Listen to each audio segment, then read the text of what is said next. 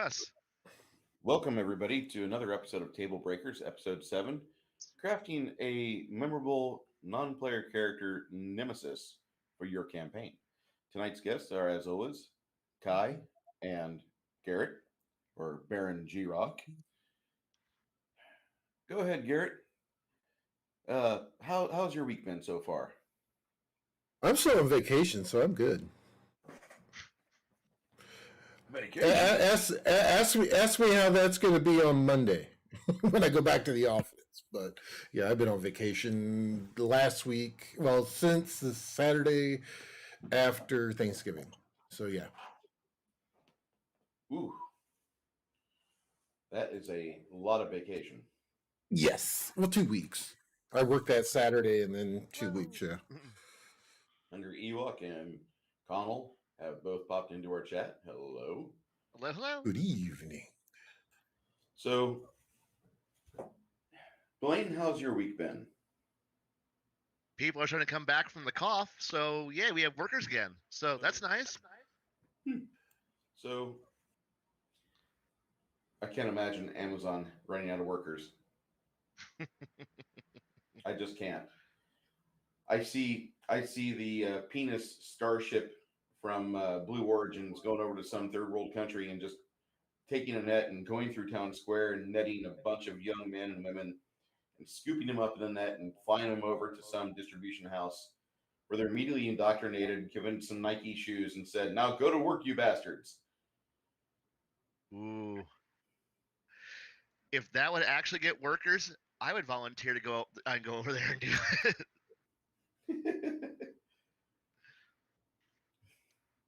But So you've had a pretty good week then. Within reason. I'll find out more on Monday. Oh, that's never a good discussion. No. But that's Monday, and that's still 4 days away. So let's just... Yeah, today's Thursday. Yes, do not push my vacation ending any closer than it has to be. Hail, awesome one, Edge of Time, and again, Connell Wolf and Hungry Ewok. You will be guaranteed citizenship if you work at Amazon, but if you work for Disney, you will get Mickey Care and Mickey Care Plus. And if you're short, you'll be stuck in It's a Small World. I'm not sure which one I'm choosing to want to be part of now.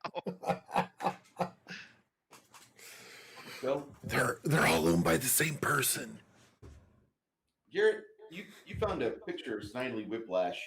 The animated corpse of Walt Disney? Yes. Walt Disney's not dead. He's just in a freezer somewhere. Waiting for his time to return. Oh, robot chicken. Yes. Going after young Alien Gonzalez. Oh.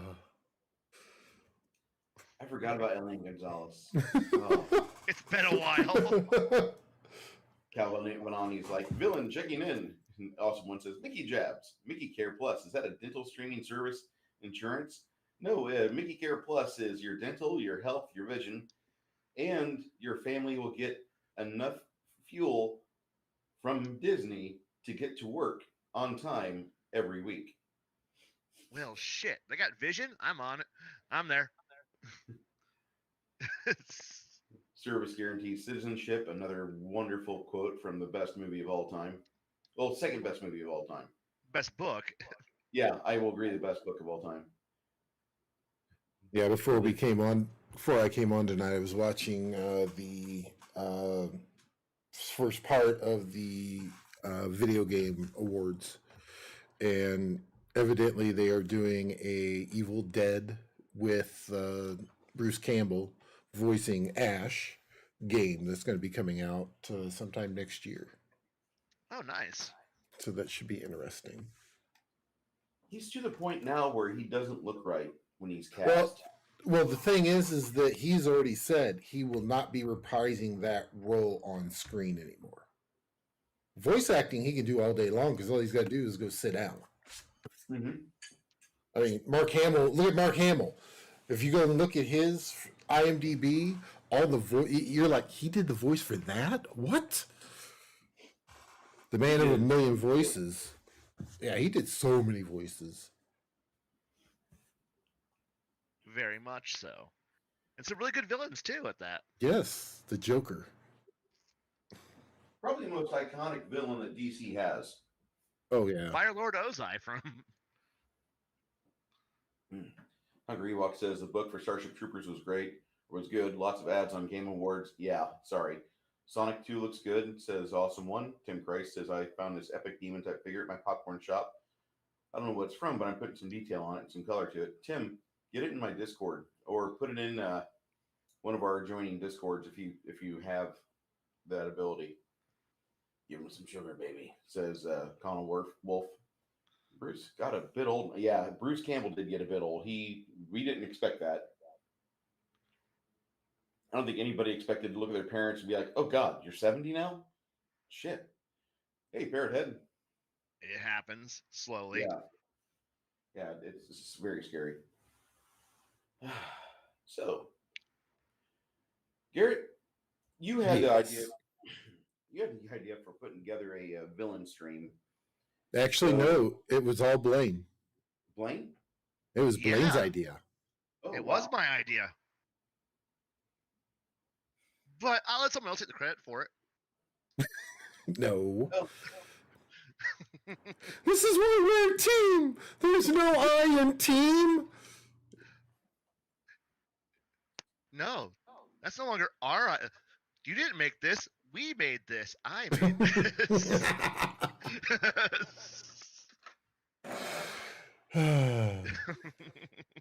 So, No. But mostly, I was mostly going off the idea of that, kind of off of caveating off of last week's idea. Session 0 is that usually, unless you're in a playing like even in the most canned adventure, everything has a major villain that is what's keeping the plot going. I mean, unless you're just doing a monster a day adventure session where it's like each session is a new monster and that's what you're dealing with, and you're just going from one random event to the next random event and pretty much playing out Star Trek but in D&D form. Usually there's a narrative in the background, something important that keeps your party focused and coming on to the coming back for the next session, and that's usually a villain. And if you don't have a good one, or you're looking ahead in the book and going, that's not a really good end encounter because wow, this entire thing ends with us fighting a fairy queen, I might want to do better. So you got to put some work in and actually create interesting villains, be it something as comically silly as Snidely Whiplash, or Skeletor and his laughing in the background, and I know, and then riding off into the sunset, going, "I'll get you next time," and until we meet again, He-Man. Right, or or it can go somewhere as over the top as some other characters that are out there, and I just thought that would be an interesting way of just painting out how important something in that if you're going to, as a game master, that having some evil that's actually keeping you focused and moving matters to an actual game. And yeah, just thought that would be a good way to get things started. So Yeah, when I typically will start a campaign, Shads are no, we're talking about the big bad evil guy at the end of the dungeon, or the evil campaign, the end of the campaign. I usually will create a character and just stat them out, give them full gold, give them full abilities. I don't try to neuter them or make them look like they're weak. I don't try to hinder them. I don't want to give them a crippling flaw, because the last thing I want to do is have a third level player character hinder a 17th level archmage. That just doesn't work. So I really want to get an idea for this guy at the start of the campaign, and I'll do that, and I'll put together 4 or 5 of his LTs or capos, and I'll make their cadre, and I'll do that. Now, I don't use a full character sheet because Paizo character sheets can be up to 7 pages long. right. But I often will do worse, and I'll buy like a spiral bound notebook. The spiral bound notebook works better for me than anything. So when you guys, because really I don't craft my own villains. I've never actually done it, so I guess I can kind of moderate here and ask you guys some questions about this. Works. So do you guys typically, uh, you know, have the big bad go after people, or you typically have like lieutenants or like Bruce was saying capos? I know Bruce was saying that's the way he does it. What about you, Blaine? How exactly do you tend to go along those lines? Well, I'll admit that I tend to design what I always refer to as my the, the, st- the story arc. The story arc villain is going to be like the end the end encounter, and then I'll work out what each, what lieutenants that are that are lower and in between and work their way down to being what the party will mow their way through slowly as they as I drip feed the next scenario in line for them to go after. I and this could be up towards like 9 months of in advance of encounters that are going to be all up there. And sometimes they might meet somebody ahead of time and not realize, oh wait, that's a major encounter that we're not ready for yet, and they'll come back to it later, or find some way to try to oppose it in a way that keeps them out of the line of fire. Though occasionally they walk right into it and go, oh wait, you're the bad guy. And everybody's like, yes, I am, and then proceeds to blast them for a little bit, and then they learn their little lessons, and then they hurt a few. There might be a few casualties along the way, and you deal with that. And the party. But the thing is that now they slowly work up towards each of the lieutenants have another piece in the puzzle that works up towards the actual end encounter for that arc, and it will be building towards that moment where it's the scenario that I want them to go fight. And they can always choose to say, yeah, let's not deal with that, but that's on them. But I'm like, well, if you let the evil villain go off and be evil, they're going to do more evil. So prepare for the longer you delay, the worse the world will get around you. And usually after you burn a few orphanages, and you kick over some puppies and light a village on fire, the party tends to figure out maybe we should probably do something, and then they move forward. But otherwise, they just stand around going, "So we go to the job board and we see what the next job is. What dungeon do we need to clear?" And then you're like, over there, some guy's basement. That's where they find I find the first clue and the first bad guy. And then it spirals out from there. And then they spend 9 months in react mode and never actually have a moment to catch their breath. And it's beautiful. Okay. So do you ever, have the overall bad guy ever appear just to Oh, strike fear into the hearts and d- etc.? depends on the kind of villain I'm wanting to run. Like occasionally, I'll admit I tend to aim more for like the to use a video game term characters. Like I I like Arturus Meggs from StarCraft. You'll see him, you'll hear him. He might taunt you in the distance, but you have way more things to worry about in the meantime. Meanwhile, the the soon-to-be emperor is out there doing evil things, and you really can't stop him. Well, you could stop him, but you got to go through 10 major fights before you can go fight the actual main boss.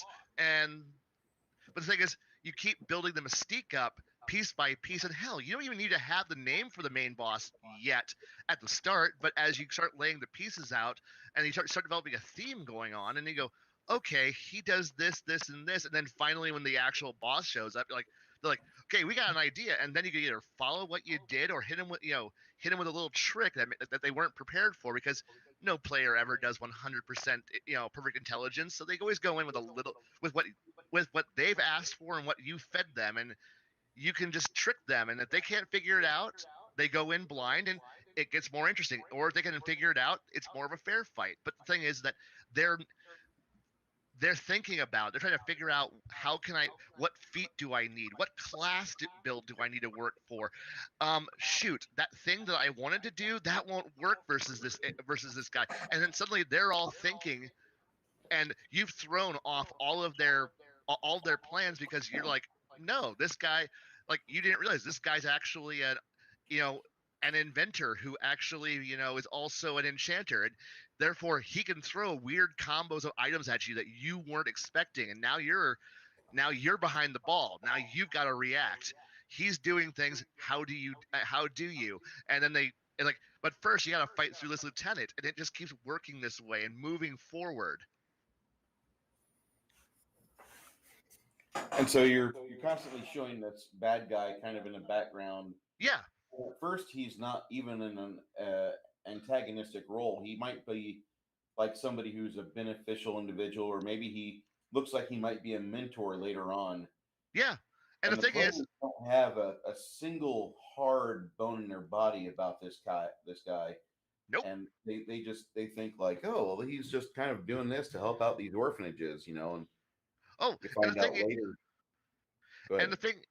the thing is like recently they like encountered a villain. The villain really wanted to just conquer their town and just win. They wanted to he just wanted to just put his flag down, and like in a big huge fight, at the end of it they were like, so do you just want to like work work for us? He thought about it for about 2.5 seconds and then said no, but he still thought about it. Like the party could have made a really cool check and recruited the guy, because they realized, oh wait, we've been fighting against a guy who really wanted the same goal we did, but we were just on different sides of it. Like, yeah, but he wanted to accept you guys being in charge. He wanted to be in charge. Okay, we'll finish the fight now. And it ended up, but it added a twist that they weren't expecting from it. Let me go see if I can fix whatever the tin can problem is. I don't know what the deal is with your tinny sound, but I can hear it a little bit. It's not like I said, it's not a game breaker or table breaker. Yeah. My apologies. Let me see if I can just shut down whatever it is in the background that's causing that tinniness. I Can you don't hear know. it yourself? Not really. Well, I can't Okay. hear myself, so. I mean, I'm not worried about it. I've got visual and audio on you. I'm happy. Okay. Yeah. Well, that's usually all that matters. I'm also the minimalist DM, which I found out I'm a terrible VTT advocate the other day because I use StreamYard and Battle.net and Marker. We made the entire damn chat angry. You guys can't even talk about this. And fucking GM behind the screen had to come up like, I used Roll20 for 10 years. How much experience do you need? I am here to save you. I It's just can't. oh, I can't understand why you'd want to use Roll20 for more than like 10 sessions. I really hated it. I wouldn't know. I really don't do anything more than text stuff. So I don't have this whole 3D thing. I have no idea about. So Like, there's some really neat looking ones out there, but they all require a lot of prep. And I'm just going to ink out the battle mat, and it's going to save me time and money. I mean, Dungeon Craft, no, not Dungeon Craft, another miniature and terrain channel came out, and they said, I went back to the battle mat. I've got over $14,000 worth of Dwarven Forge, and it's great. But there's a lot of times where I just could get along faster and set up a scene with a marker. And that's really what I like. yeah. I need to get it rolling. I want to keep the momentum up. I have a hard time of keeping momentum up as a DM, and I blame that on myself because I let things sidetrack me. But yeah, R20 is good for the grid and the chat, but voice and video, it's miserable. I like Discord better, and I actually like StreamYards a lot better than R20. Would have to try that someday and figure out. what about you, Bruce? If go ahead. Well, like Blaine was saying, like you want to have a character kind of in the background. You don't want to have him in the player's face. You want to have him Sauron-esque, where he's in the background, putting people in positions and putting organizations and putting them in motion. And the players have like an initial like 5 levels. They're just kind of getting their idea set up for what type of campaign they want to play in. Because I still basically don't force them down a railroad path. I don't. I know where the hexes, and I know have the idea of what time and at what day certain things kick off. So if the players don't stop those things, they're in motion, and it's even harder to stop the momentum from the bad guys. But having that in a campaign where the players don't have a cosmopolitan ability to just do a simple knowledge local check. That makes it more difficult. So I've got to set it up better. I've got to do multiple scenes where I start letting the players peek behind the curtain. But I don't like the way Pathfinder handles it, where like, oh, I rolled a 28 on knowledge, whatever skill. Give me all your info. Oh no, no, Really? that's not. I hate that. I really despise that. And the thing, I've I've been having to deal with sorry, with Pathfinder and Pathfinder 2, which have those wonderful I roll, give me your information checks, and I'm like, well, technically yes, you do have that ability, but no, you don't, because let's I just go with well, do we know anything about this this this barbarian warlord who's out there? We ask around town. Well, honestly, nobody in town knows who he is because he's coming from the deep, from the deep wilderness. How do you know? How does anyone in town know? My bardic knowledge. Okay, you know a legend about this guy. Like you heard something about this guy in the distance, but you know, your bard isn't that traveled. He's, he'll talk about the bard, and they have at that point it's like, well, congratulations, you're doing some basic things. Well, as the game moves forward, you get to see various lieutenants. You might find out that the actual guy might not actually be some big giant barbarian. He might actually be simply a really charismatic guy who was smarter than everybody else and managed to convince all the thugs to go out and follow him around. And but you know you don't find that out until you've managed to go, well, shoot, barbarian horde, how do we handle this when they go out there and fight the barbarian horde? Well, you find out that, well, they're a bunch of looters and a bunch of thugs. Like, it's like Mad Max but D&D, and you're just dealing with a bunch of guys who just using whatever they got along the way. So you fight, a guy he's a bit of an idiot. You but then you find out, well, he's got a lot of guys. That means he's got some room. Like, he's got an organization. We should probably think about this. Then you go a little bit further and encounter a whole different group. Well, now you find out that, okay, now this is if you got players who are smarter than the average person who goes, okay, so he's obviously got, two bands of 25 guys each. We managed to mow through them, but which means if this this new warlord, he's got the ability to organize, send out multiple teams. So he's got a main body somewhere else we got to worry about. And that means he's got people who, tend to their gear, tend to their medical supplies, tend to their food and entertainment. So there's got to be, like, we're now up against a guy who's got 300 people out there. And now you're trying to figure out how you're going to oppose this individual. And now you got to work around the edges. And the whole time, the party's trying to figure out how to stop what's going on, and they're all just trying to work their way towards it, and you're just drip feeding information. And then as you keep the ominous pressing need of, you encounter more people, more troops, more fights, encounters, threats that are heading towards a village that the party cares about, and you're pushing the encounter because you have and at no point has the actual villain actually ever shown his face. But the parties, knows him. They've now found his name, found the organization's name, found the band's organization, and you're working, pushing towards that moment, that day that's finally happens when the final attack the great stand between the party trying to defeat the horde, and that's how you set up the encounter. Or the party can go, we're going to do the usual adventurer thing of we're going to go cut off the head and go after the actual leader, and now they got to go fight through the entire horde, or try to at least sneak in and assassinate the leader. And either way, you've actually pushed this into an interesting, like, you've taken a nebulous concept and you've evolved it into a really cool encounter at the very end of the arc. And at that point, you spent 3-4 levels having a persistent conflict that's just been brewing and growing, and it's actually an interesting idea. At least that's how I would tend to go towards it.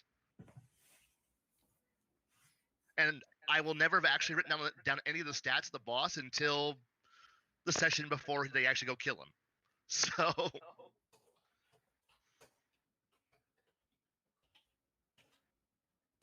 My apologies for just rambling there. No, you're Right, fine. right.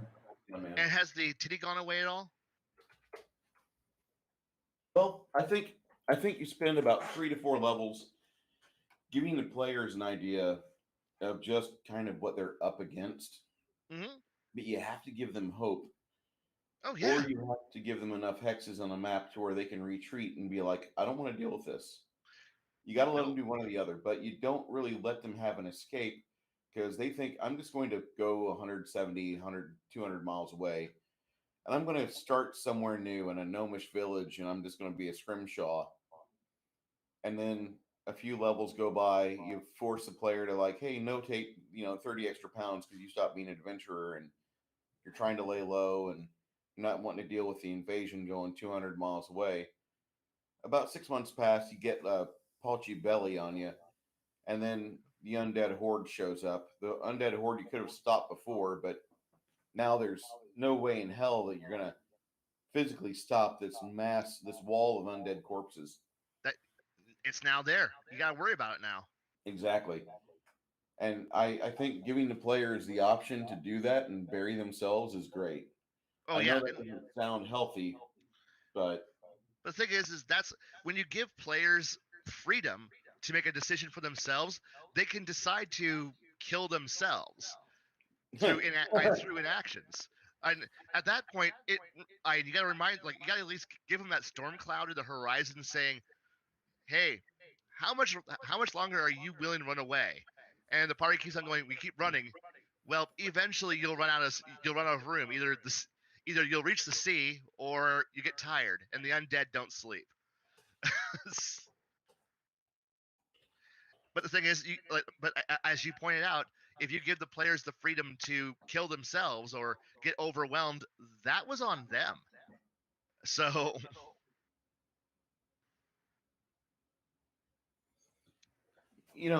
my players about 2 sessions ago decided to jump through a portal and they found a big blue dragon and half of them died.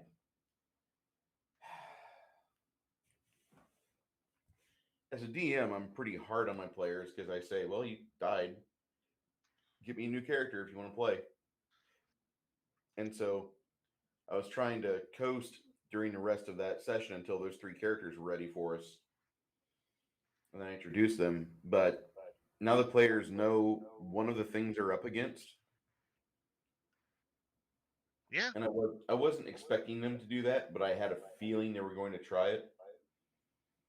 And that was really just a poor set of decisions on the players because once they discovered the dragon, he gave them the option to leave. He said, "You are far. You would be a comical encounter for me. So leave. And if you can't leave, then you're just going to be killed. oh, If you can leave, drop all your magic items and get out." And if they would have done that, he would have let them go. the problem is players don't think that way. They almost never do. No, they don't. Mostly when you said the words hand over your magic items, and considering how stingy most of us GMs are, and how much the game revolves around having those items, especially for some later encounters where you need those +1 items or those magical items or those silver items, suddenly being told hand over the items or I kill you, and they're like, you might as well kill me because I'm going to be I'm now broke, and how am I going to make money? How am I going to handle anything? And then suddenly death, like, which sometimes that's a fun challenge. Me personally, I would have handed over the items and said, I'll figure it out. But I know more than one player who'd be like, oh no, this is my signature item. You can't steal this from me. I will die for that. And suddenly, the main boss, punches him in the gut and then uppercuts them off an airship, and they fall into the ocean and get eaten by sharks. And they're like, worth it, sploosh. Well, see now with what happened in your game, Bruce, there was only one player that should have died, and that was the paladin. Yeah. because a blue dragon and a paladin that it's going to happen regardless.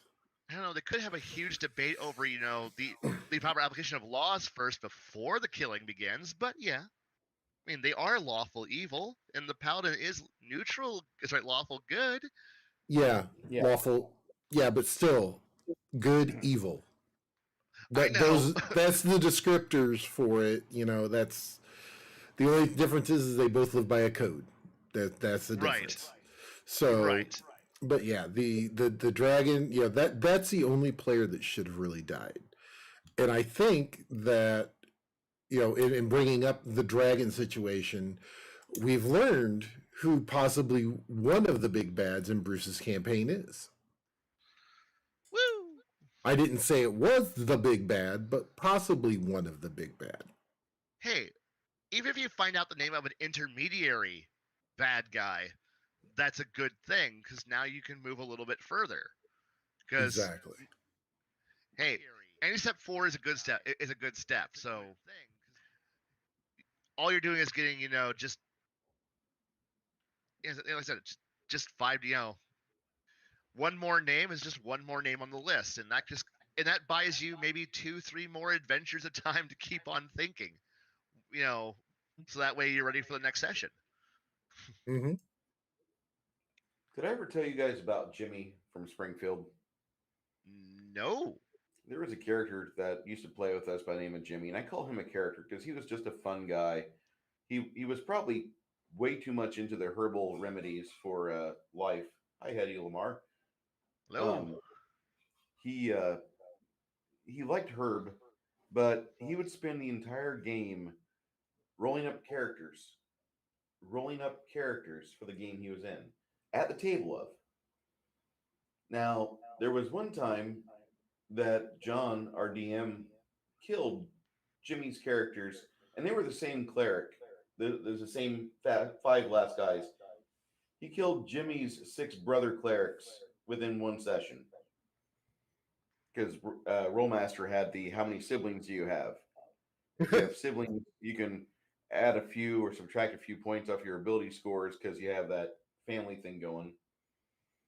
And it was a lot of fun. But Jimmy died in record amounts, and John decided he would use Jimmy's father's character as the big bad guy of one of the dungeons because this guy was going around having sex with all the ladies and creating a small horde of neutral evil clerics. That sounds like a major boss that I actually had. I didn't run it, but somebody else in my campaign that the GM for that game actually I ran, and that one came out of a joke, but we ended up loving it to death. And that one came up because of the fact that we had a bunch of characters who had similar descriptions in their physicalities and how we all acted and how we all looked, and then one player went, maybe you're all related, and we all kind of looked like, you what? And then the GM started just laughing, cackling in the distance because he thought that was a great idea. He goes, that's the truth, and we're like, and me and the other player who was involved in this like, no, it's not. And so we ended up having to track down all of our siblings, and we kept on finding out that our father was actually a horrifying evil monster who just slept around. He would go to battlefield, before every major battlefield, he would go up and find some pretty woman and go, this is a massive battle. I'm probably gonna die tomorrow. Let me enjoy one moment of pleasure. And he was just a virile motherfucker, and half sibling, and he's just an evil, dark asshole. We end up just tracking this guy down, and eventually it's like we're all ready to kick his ass, and he's like, "Oh no, you don't realize all you amazing children who are actually all badasses who all have levels. Click, my genes are what produced all of you." We're like, "Oh shit." And suddenly it became a huge fight, all because we just wanted to have Dad tell us that we were actually decent children. He's like, "Nope, I'm going to kick all your asses." Bam! And it was like, oh, it was fun. So having our massive horde of of siblings, and here comes Daddy going, "Daddy's home, motherfuckers," and just started beating the shit out of all of us. It was great. It sounds like a fun campaign. It was. That was the actual climax of the campaign. It was us literally just tracking down Dad for child support. That was literally the campaign. Oh wow. Yep. And it all started out as a joke because the wizard just looked at me and the other fighter bitching at each other, going, "You two are related, aren't you?" And then the GM laughing because that was brilliant. Which means never tell your GM an idea or even a half joke because they will turn it into the boss of a campaign. Oh And it yeah. was beautiful. So another question is: have you ever had their patron be the big bad? Yes. Oh God, yes. I have done that on multiple occasions. Now, how do you set something like that up for that evil? You know, I'm going to use a wrestling term here. That evil heel turn. You know, where yeah. Oh, the thing is, okay, at that point, okay, for me, using the patron as it is literally comes down to is when your players are so boring and they go, "I need a job, I need a mission." Well, who tends to have the money? Who tends to have the money to be able to hire adventurers and give them rewards repeatedly and reliably? Is it the town mayor? Probably not. Is it the farmer? Probably not. The king doesn't give a two shits about this village or this town out in the on the empire's periphery. No. So it's the guy who wants something, and he's sitting out here and he's sending the party out to go do minor jobs, and maybe along the way as they're like looking through the you know if you got true mercenary players, which are actually like the guys who just like, I don't give a shit, give me the loot. Well, at that point, the game goes from being the patron is the secret heel turn to the party is actually the secret lieutenants of the heel, and they didn't realize it because if your players are going to have no morals, reward them by making them into the bad guys, and then have actual heroes start coming after them. And the party goes, and eventually your party, if they've got any senses to them, and most players do, but sometimes they don't, will eventually stop each other and go, "Are we the baddies?" And at that point they realize, oh crud. But sometimes sometimes they might put together enough notes and go, "Wait, have we been like, so we murdered this merchant prince who was corrupt, but was he really corrupt? No. Okay, we fought this one military commander. Was he really corrupt? Was he really evil? You're not sure." And it works slowly towards that point. And that's literally how I always went with it. So Bruce, you're echoing a bit. As he mutes himself. Now, one of the nice things that I've seen is whereas he'll set them on a bunch of fetch quests. Yeah. And then come to find out, these are all pieces that when you assemble them together are a amazing artifact. Yeah. And honestly, like I said, just draw from like how most game like if you think in video game terms or novel terms, there's always that point where where you spend part of the game working for the bad guy. Just crib from those books, crib from those games. Think about how you would run this, and most of the time your players are usually not thinking that far ahead. They're usually thinking about the fact that I'm broke, I need magic items, I want loot, and that's all I care about. So if anybody who pays me money, I'll do the job. And that's how you can usually hook players into having your patron actually be a complete and total monster who really is just using you to assemble the 12 pieces of whatever it is that allows them to bring back the Dark Lord of the Sith, and you're good. And most of the time your players won't realize it until finally it's like one piece from the end, and they're holding the last piece going, should we give this back to the bad guy? No. How does that sound, Garrett? Better. Okay. There you go. Yep.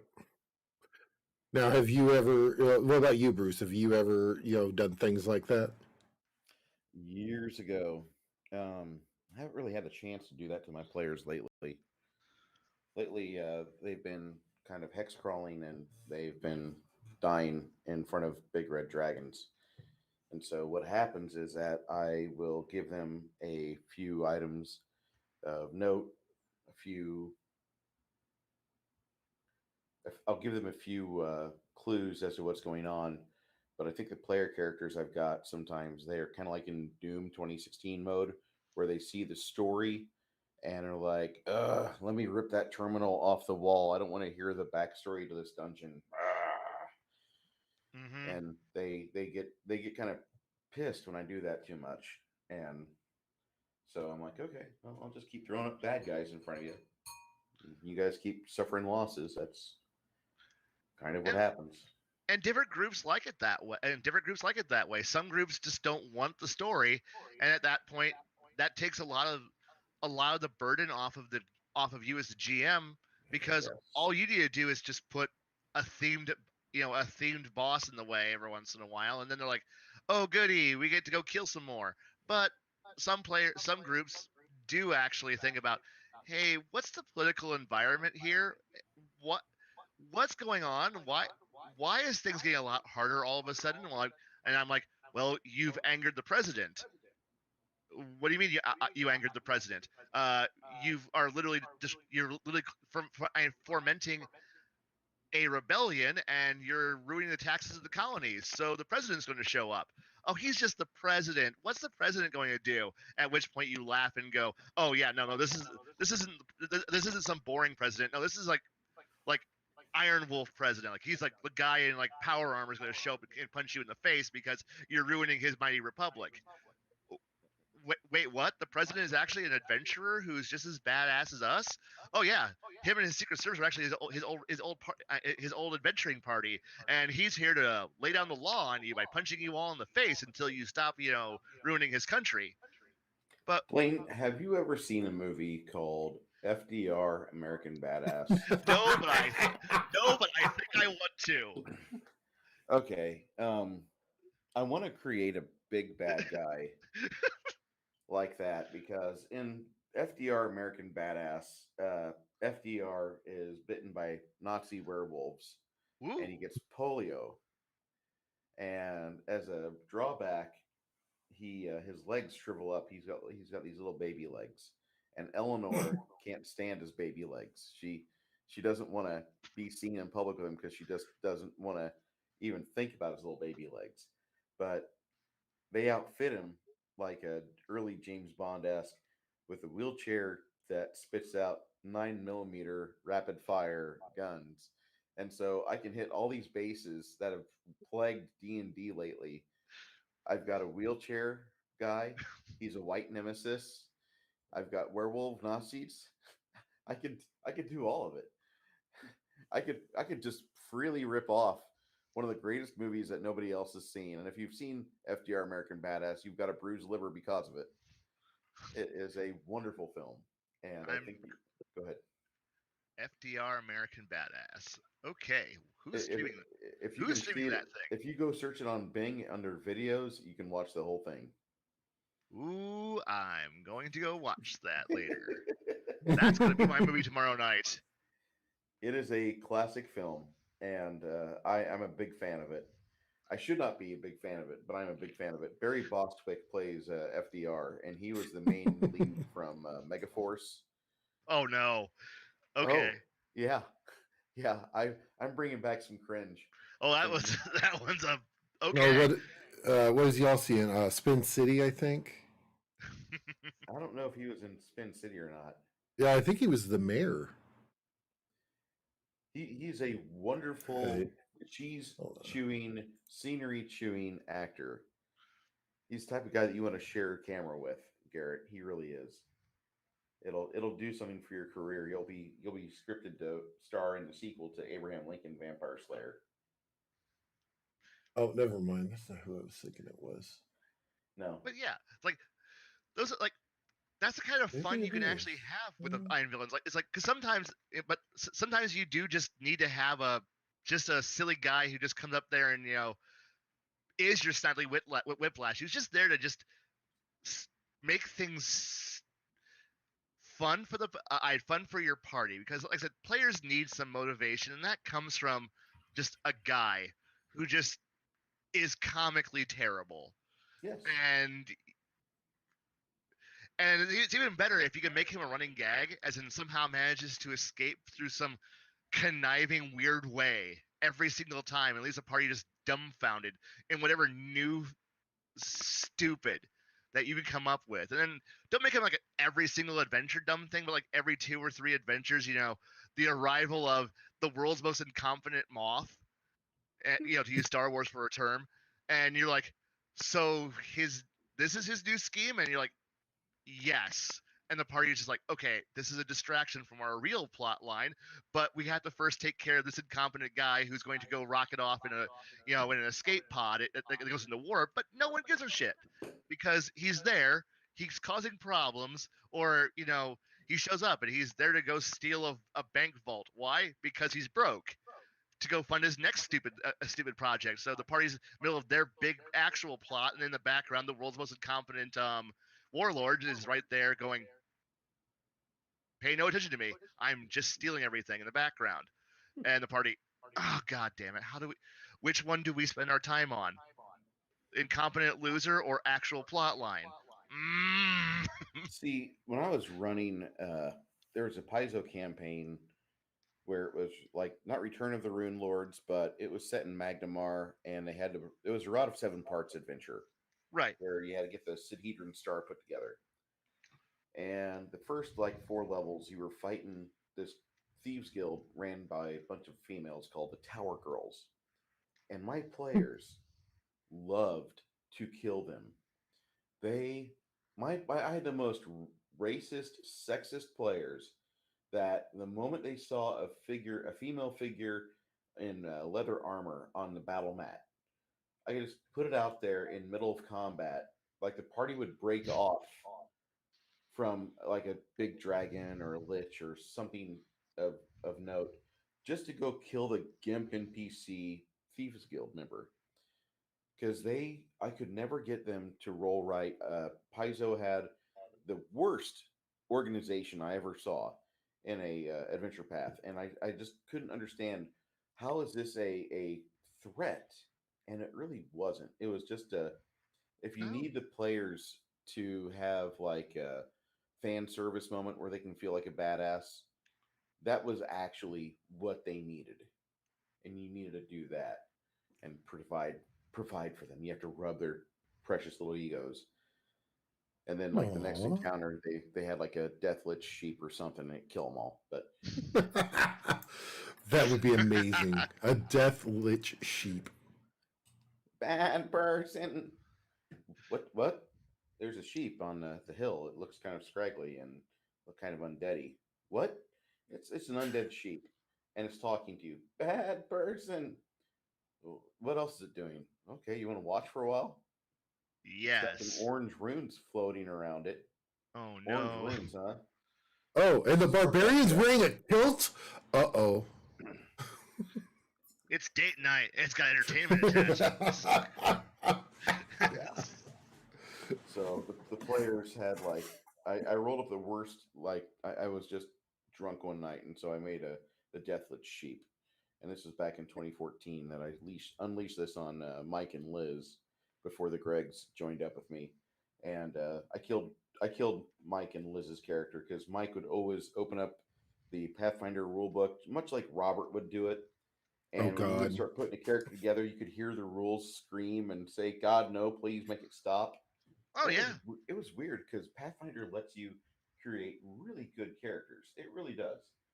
But the rules are so succinct where it between the lines, the people in Rendon, Washington, really wrote the players need to win. Make sure they win because they have rough jobs, and you need to massage their precious little egos. And that was basically what I read. Even in Advanced Player's Guide, it says this game is stacked in favor of the players even before you award hero points. If you give them hero points, they are going to mop everything. So I never Yeah. played hero points. No. We even had a small little fight in our group over hero points. Over it's like we were like, one. You get one. Yeah, That's one it. per They're like, session. What? One per session. That's it. and they're like, Use it or no, we lose get it. them one per hour. And then I'm like, so we came to a compromise where we ended up just pulling like a 7 Cs rule out. It's like the first one's free. Oh, for each of us? No, the first one is free. And do we get more? Yes. How many? Yes. But what happens after we spend number 2? And I'm like, that's when the fun starts. Oh, these aren't hero points. These are dice that, yeah, go ahead, use your hero point. Complications start happening after this point. And the one person who plays 7 Cs is going, never use a hero point, anybody. Never. Never. We hoard that one, the one we get, and we all agree who gets to use that roll before we do it. And everyone else at the table, why don't we? Because the villain is about to get a lot more nasty. The more we use these, the nastier the villain's going to get. Why? Because you see that dice, that cup? He's putting dice in it every time we use a hero point. Yup. And what does that mean? We're all going to die horrifically at a point down the road. And I'm like, yes. There was a Knights of the Dinner table that they had a better idea for hero points. Oh, good. I'm up for ideas. Okay, from 1st to 5th level, you get die 4 as a hero point. Okay. Because it was written for Hackmaster, of course, the maximum result explodes. The next roll is a -1, and you keep rolling until you stop rolling a max result. So you could roll like a 4, 4, 4, 4, 4, 4, 5 fours, and you're actually going to have a total of like a 17 because you have 4 plus. Anyway, so you have the -1 added on there. So it's like 12 plus 4 is 16. My bad. But if once you stop rolling the max result, you stop rolling and you take 1 off the final die. Anyway, so you have up to 5th level, you have D4. You get 3 of these. At 6th level to 10th level, you get D6s to replace the D4s. At 11th to 15th level, you get D8s to replace your D6s. And then in the high levels, 16 on up, you get a D10.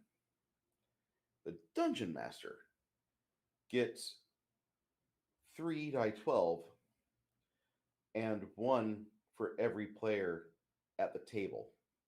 And they can be stacked onto every roll. You can put them on any roll, like to hit. You can put them on a damage. You can put them, however, and declare it. If you want to declare these hero points are going to be all burned off at once because you really want to smash this guy, or maybe you just have a shitty to hit roll and you know you have bad luck with die, so you're going to burn all 3 of your hero points right now. Roll all 3 hero dice and do that. So it was a neat way to do that, and I like that. That was one of the cooler ways that Kinzer and Company came behind Paizo and improved their game. Hey, a good idea is worth stealing. So I hope all of you feel for that. Oh, we had a drop off. We had up to 6 people. Now we're down to 2. I don't know why, but we started rambling. Oh yeah, we ramble. But us ramble never. And you know what? They always come back later and catch it, so it doesn't matter. Mm-hmm. So I wanted to like make that a possibility for the players, and I don't like just throwing die mechanics or mechanics of the game out there as a potential thing. I always like making it happen through an in-game event where the players have like an important decision or a puzzle to solve or an NPC to free or to imprison. And as a result of their actions, they get something new put into the game. One of my players just died. His twin brother, the sorcerer, who couldn't roll above a 7, just died. And he's upset because I resurrected him because the players found a pretty powerful ley line. And his essence appeared in this cave where the players are at. And he doesn't want to play that character anymore. He's like, I might play a magus. And I'm just like, I'm growling. But I'm going to make Arcana pool. That's for sorcerers and wizards too.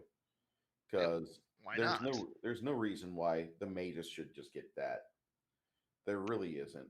The elven wizards have been around for how many centuries casting magic, And just because this little fighter wizard wannabe gets that, and they don't even do it right in Paizo. They make the mages any race can play this. Where in a more traditional campaign, you'd have the bigoted elves that would never teach that to a short-lived human or gnome.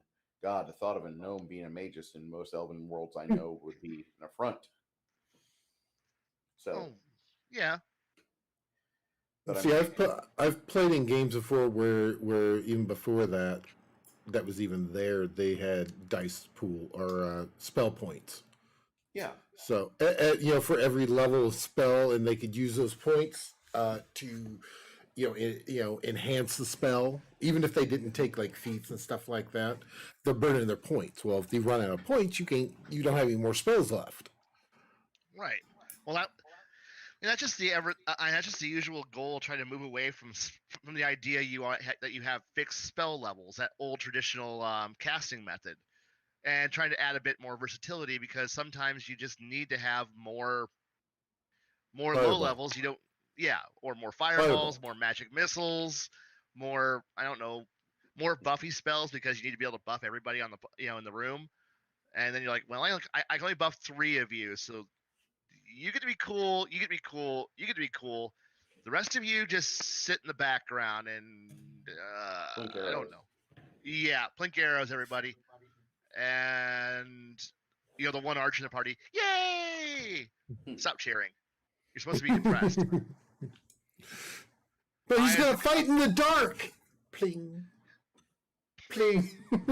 yeah, I know. I, the wizard, decide who gets to have fun this adventure. Fighter, you get to have fun. Bard, shut up. Barbarian, you get to be cool. And rogue, no. And myself, I get to be cool. And everyone else is like, oh, But I want to be cool. The system no. I'm crafting is spell point driven. So Yeah. you take your prime requisite times your level. So if it's Yeah. like if you're an intelligence based wizard or charisma based sorcerer, you just take that number on your ability score and you times it by your level. That's your mana points. Bam. Pretty Oh, simple. and that's another fun thing you can always use your villains for, and that is to introduce new mechanics. Yes. As because I guess a virtue that I always run under is the idea that whatever I can do, the players can do too. So therefore, I try to build my encounters with the idea of I can do. I'm not just gonna make up bullshit and go, it works because I said it works. Well, how does it work? Fuck you. That's why. And well, can we do that? No. Why?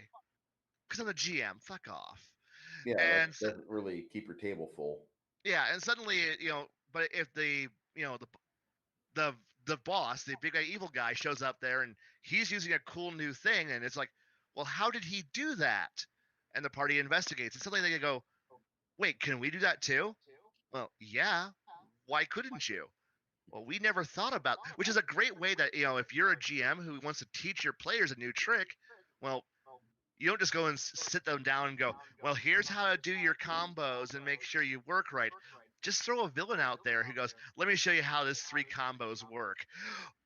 Bam, and you just hit them over the head, and the party beats them because their hero and the players are crippled and horribly bleeding to death, but somehow they come out like, because dice rolls and half of them cheat, they win.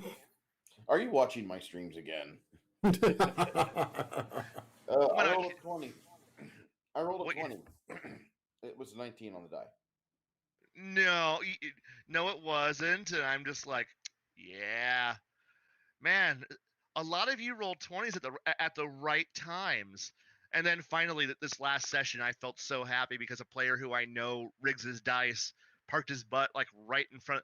He was the only one in front of the villain, the only one. Everybody else hadn't acted yet. Everyone else was hiding, and the villain got to have his action. And the villain just jumped up and then punched all the blood out of him. Sorry, almost all the blood out of him. And then second punch knocked the rest of the blood out of him, and then he body slammed the guy off of the player off of the cliff, and he fell into the water and died from sharks. Because I finally got the chance to go, I'm sorry, Mr. Guy, who always manages to roll crits at every opportunity. I'm going to just return the favor. and everyone else at the table is like, well, it's about time the GM's dice actually rolled as good as we do. And they all looked at that poor player, and that poor player's like, yeah, the GM finally rolled really good. And I'm like, sure did.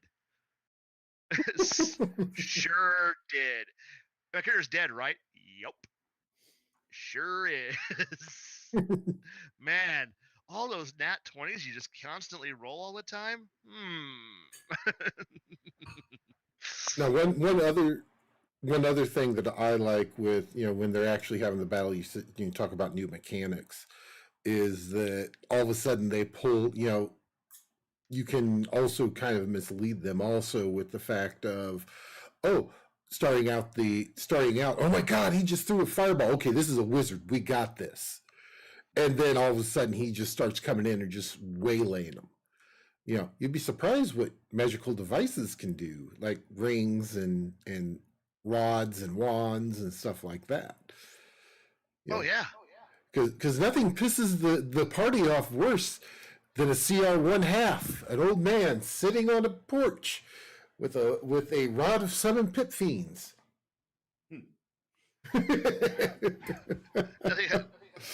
Players, that would be just absolutely cruel. Yes. And players don't ever expect anyone else to actually use anything.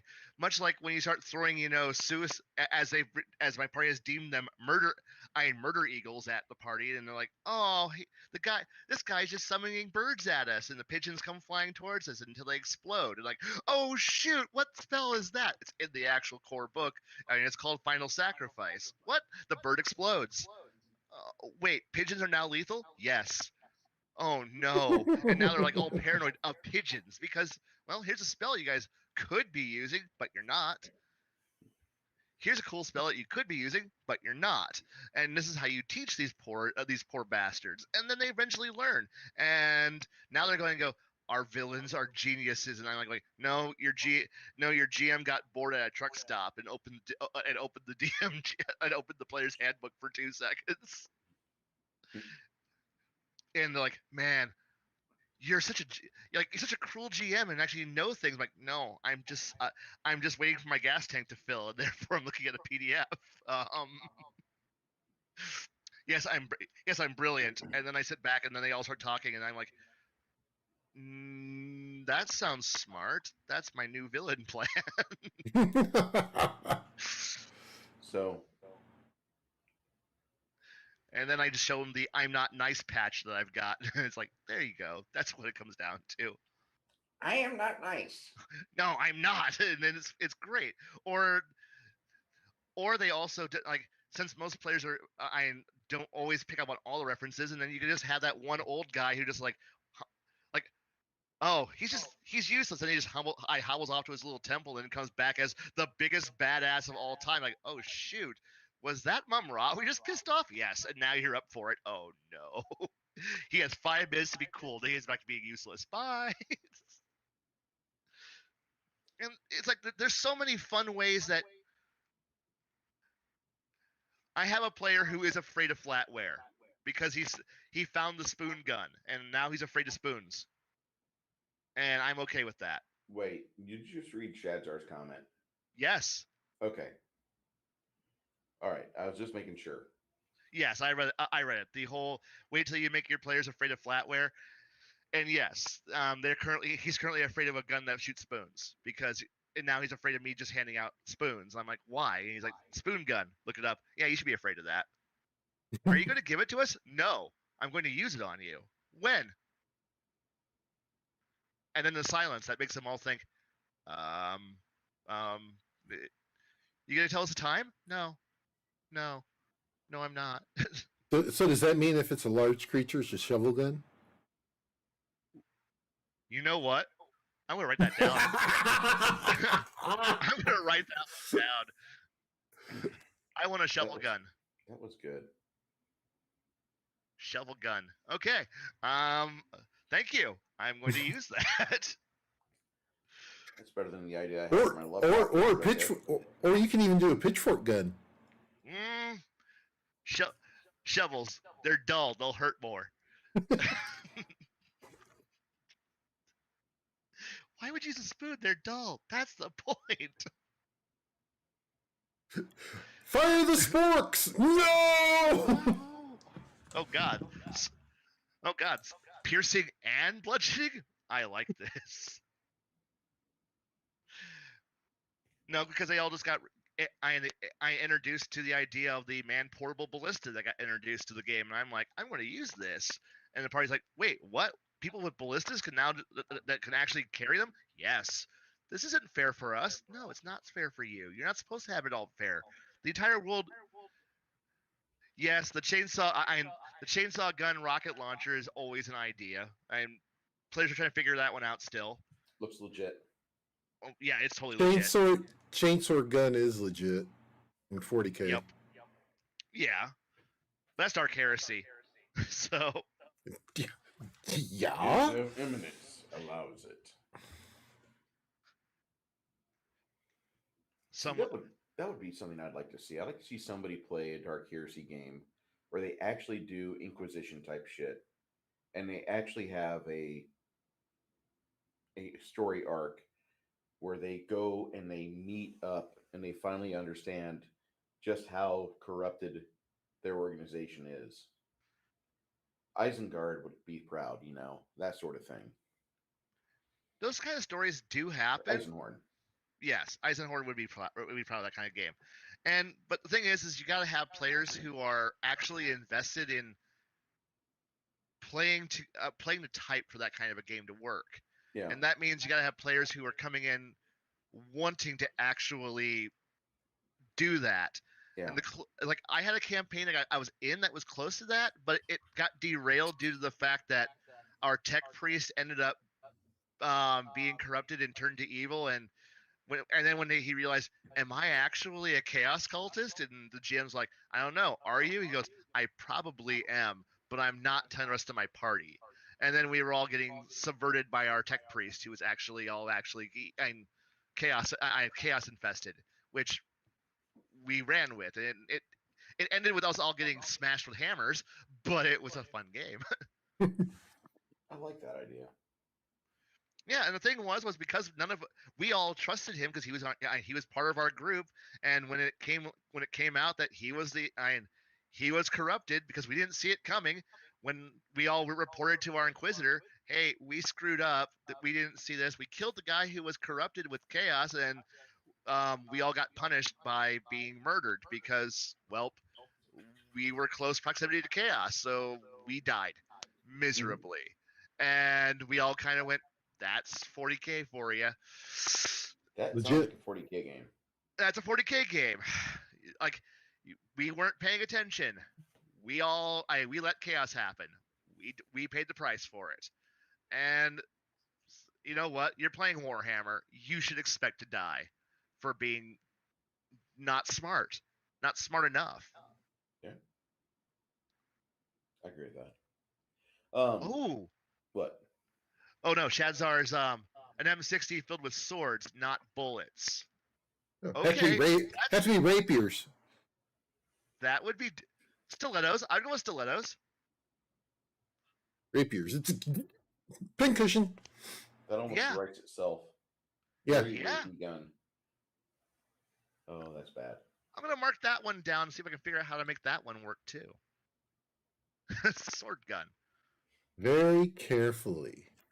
So, like with my campaigns, I usually don't let them see the bad guy until like levels 8 to 12. The big bad guy doesn't even get a reveal until then. And so, do you like? So when actually, they do get to, actually, that was the next thing I was going to go into. How do you reveal it? Is it just a subtle reveal, or do you do it with a bang? What would make for a bigger story impact? What would crush the hopes of a player character than seeing a formidable NPC that probably has more power invested than the entire party does as a whole? And so you see someone like that, and you want to kick him in the nuts. It's kind of like the same thing as if you let the party stumble onto an elder brain in the Underdark. Just you want to have like one of those climactic moments where they realize all of these people have been involved with this web of deceit and lies. So do you go for like the full on Loki kill? You know, I'm going to use the Marvel reference here. You know, killing Coulson, or are you more of, you know, where they just kill somebody that, you know, that's very close to them, or are we looking more at, you I'm know? looking more at like killing off a player character.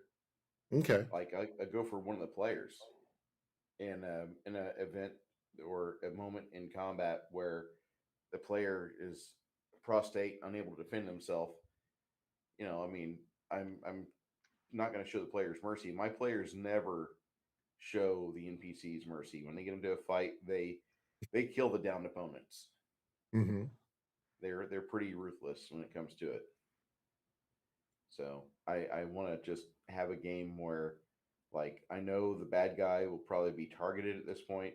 Probably the player that loses a hero will probably decide, no, I'm gonna kill this guy, and I go for the jugular. I want the players to hurt, like with what we did with the Blue Dragon. I mean, three of the players had to re-roll characters. Well, they want him dead now. Yeah, yeah, that Blue Dragon's got a mark on him. They're going to try to figure out how to make a dragon slaying arrow, and hopefully you get lucky. Oh, okay. Good luck with that. They'll try. They will. It'll be an arrow of no. Wow, we missed. Do we have another one? No, that was our one shot. We're all gonna die again, aren't we? Don't need an arrow of dragon slaying. You just need 2 items. That's all.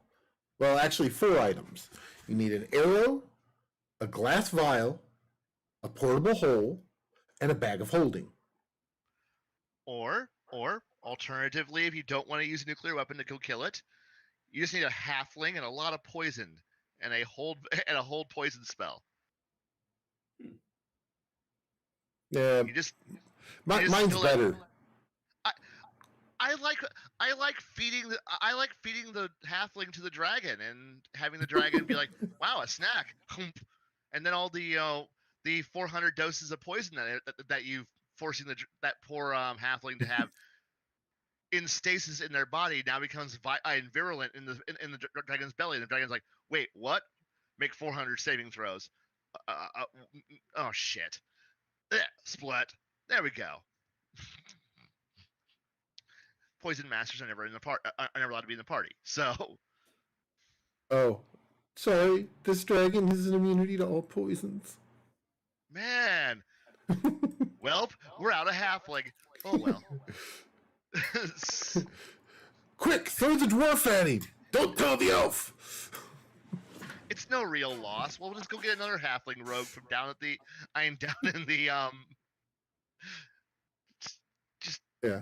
Trust me, there's more of them. We're out of nothing. We had a GM at one time who would actually, he didn't trust us to level our characters. He would take our characters. We told him what we wanted to do. He would take our sheets, and during the week he would level them.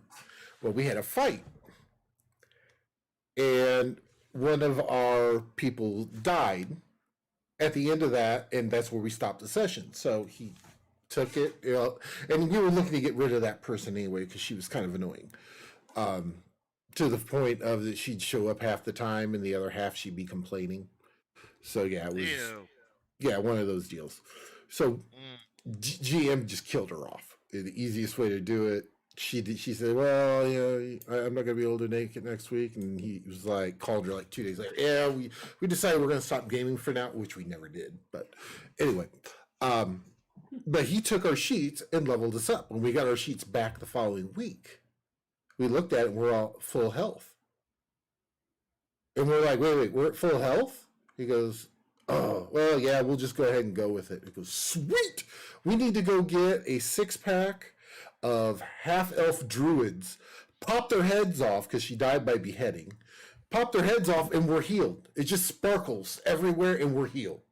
You know, so that became the running joke of the, you know, pop the head off of a half-elf druid, and we're good for heals. Man, that's right. There were squeezer priests. You just, you know, Why you want halfling priests? You just pull them out of a pocket, squeeze them for a heal, and then put them back in the pocket. So No, you have to have a package for Ask just because it's funny. a pack of them. Oh, no, thank you. But sure, no. This door leads to ultimate death. Yes. No, but I've also had the problem where I've built up a villain to the point where they were paranoid, just afraid of this guy. And this guy has never made an appearance, but they fought his organization. They've infiltrated the fortress, and I'm like, I'm going to create a good, wonderful arrival scene. Comes, makes his appearance, and then the party legitimately. I'm like, we all roll out in the open, initiative goes out, and they all beat him. Hardcore, just beat this guy on initiative. And he's just like, oh. Even his minions are like, no, we're all lower initiatives. And they're like, this is all open, and they got to see it. And so he comes into view, and the party just unloads, like alpha strikes. Everything they've been holding on to, every dirty trick, nasty ability, and weapon they've been holding on to is poured onto this guy. He has not been able to do anything, and they obliterate him. Like, he is gone. Like a fiery, just burning pit of four elementals, just elemental fires burning, like fire, ice, water, and earth, just hammering this spot. There's arrows falling into it, gunfire from muskets, everything. And this poor guy, he was tough, but 5 players who are very angry getting to attack, opening round, you're going to beat this poor guy to, like, and I even had like tactics, like 3 pages of how I'm going to fight with this guy. He's dead. Dead. Not even the first round is passed. Dead. And the party's like, wait, that was it? That was the boss? And I'm like, yeah. He was a pud. We just beat the guy. Like, you literally threw everything in the book plus some extra stuff at this guy. Would any of you survive this? And now, like, even the best person in the party, like, no, all of us would have died. I'm like, yeah, all of you would have died there. And they're like, wow, we thought he'd be tougher. And I'm like, he was tougher than you. He had twice your hit points. You just burnt him. Oh, maybe we were a little over prepared. But you talked him up. Like, no, I told you all his stories, the legends. I made you afraid of this guy, and then you nuked him. They were like, so does he have any loot left? No, you nuked him. He is a greasy smear on the ground. But his gear survived. Like, no, by hardness rules, all of his gear is gone. And that was when one player went, we ruined all of our loot. We're broke. We spent all of our money preparing for this fight, and now we can't loot the guy. Oh, hells! And one player, we were expecting to at least recoup our investment. Oh, Jesus! This isn't fair. Does he have, like, any additional loot anywhere else in the fortress? No, he brought it all with him. This is bullshit! You robbed us! I'm like, no, you nuked him, motherfuckers! And they're like, oh, this fucking... And they were just, like, cursing themselves for actually winning a fight. And I'm like, good. Well, see, that's when I would have said, well, go ahead and go and look in the film room if you don't believe me. And they find one little ruby in his chair as a symbol of power, and that's it. They get what, like 15 gold worth of a ruby. Oh no. In spite, they pulled out all their crowbars and started, like, taking down tapestries and pulling out, like, stained glass windows and, like, pulling all the furniture up because they're like, we're getting some money out of this adventure. And it's like, this is bullshit. And they're just, like, walking off with all the fittings and furnishings and moldings. Like, no, we're just selling off we're just selling his fortress off piece by piece. And I'm like, wait, you're not getting much. Like, we blew something like 20K in expendable items that we all threw at that moment. Like, that's on you. You blew it. Like, recouping investment. And meanwhile, the entire fortress is now, like, looks like looks like it's like some like abandoned Detroit ruin Oh, because they walk off with Jesus. everything because they believed in the classic rule of anything not nailed down is mine, and I have a crowbar, so nothing's nailed down. So And if they would have looked underneath the throne, they would have found the deed to the property, which they could have sold and recouped everything. oh no, and it's like it was just this funny moment where they just realized that wait, we were and they blamed me for talking the villain up too much. And I'm like, well, you kept asking dumb questions. I'm going to give you dumb answers. You created your own theory. And he was just a guy who had Dimension Door as an ability. That's all he had going for him. That was it. I like that. Yeah, his whole thing was he was gonna bounce around the combat zone and go in and out and sneak attack people because he was a rogue. The main boss was a rogue, and they were like, "Oh, this guy's evil. We gotta just." Blah. And I'm just like, "You losers! It's beautiful."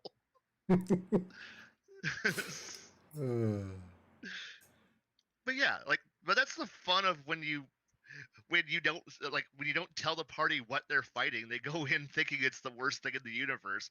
It could be an arc wizard, it could be a lich, it could be some kind of guy who's made demon packs, or it could literally just be Joe down the street who had a cool magic item. The bartender, he's secretly been the boss the entire time. Wait, really? Yeah. Oh shit! Now we're gonna go down the bar and have our final confrontation. He just pours you a drink and goes, "Congrats." But he still wins because he takes your money. Yeah, he's got to pay for that drink. Yeah, like I said, there's so much fun. There's so much fun you could have. That's honestly what it really comes down to. And if they take, and you're right, it could be a cursed ruby. Because you never know. And, if one player takes more attention to it, give them the cursed ruby. And then, have it be haunted by, Bob the villain who had been, annihilated by a nuclear bomb. And then you just, whatever. You just have fun with it. I mean, ending an arc is like the best thing in the universe is when they finally manage to kill the big bad evil guy. And you're just like, finally, it's over. Or is it? No, it is.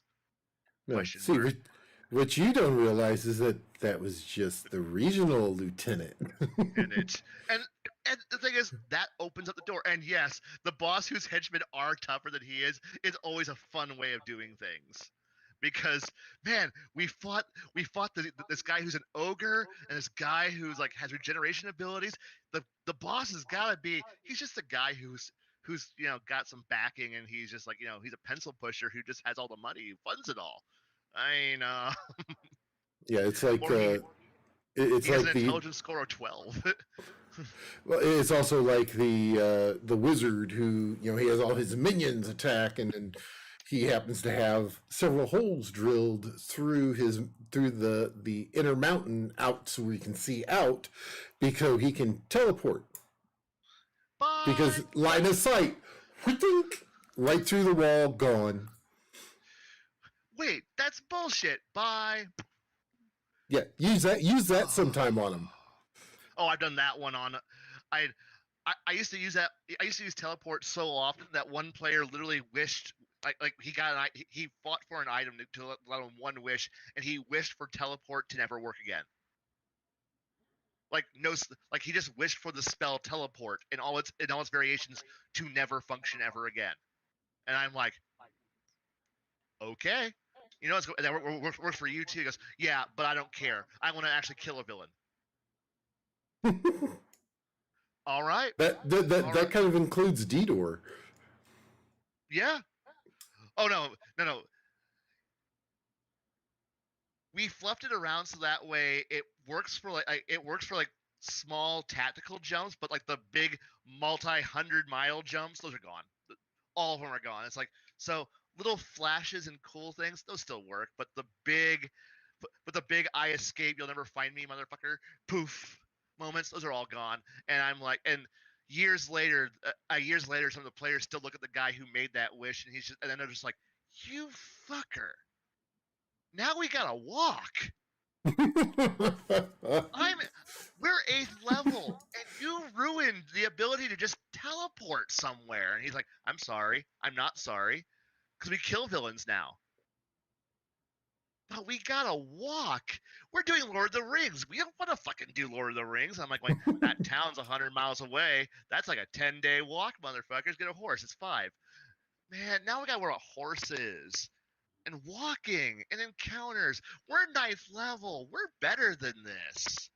No, you're not. Son of a bitch. And I love I players found that it to be leave the. that glaring hole open. What was that? I love the players that leave their character completely open between games. Oh yeah. Uh-huh. This player character doesn't need gear. Yes. Well, see, and then that's when you just have a secret artifact that's found by one of the big bads. It's not from this planet. It's from a different one. And guess what it is? A rod of teleport. But it's worthless. Why?